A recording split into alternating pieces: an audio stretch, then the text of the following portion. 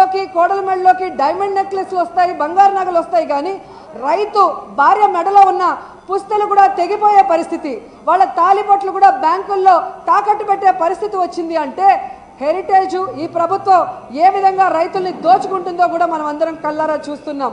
ముఖ్యంగా ఈరోజు మీరు తెలుసుకోవాల్సింది, పక్క పార్టీలో ఉన్న ఎమ్మెల్యేలని కోట్ల రూపాయలు వెచ్చించి కొనటంలో ఉన్న చిత్తశుద్ధి, కోట్ల రూపాయలు వెచ్చించి రైతులు పండించిన పంటని ఎందుకు ప్రభుత్వం కొని వాళ్ళని ఆదుకోవటం లేదని నేను ప్రశ్నిస్తున్నాను. ఈరోజు మీరు అధికారంలోకి వచ్చే ముందు జగన్మోహన్ రెడ్డి గారు మేము అధికారంలోకి వస్తే 3,000 కోట్ల ధరల స్థిరీకరణ నిధి పెడతామంటే పోటీగా 5,000 కోట్ల ధరల స్థిరీకరణ నిధి అన్నారు. మరి ఈరోజు అధికారంలోకి వచ్చాక 5 కోట్ల రూపాయలన్నా మీరు పెట్టారా అంటే శూన్యం.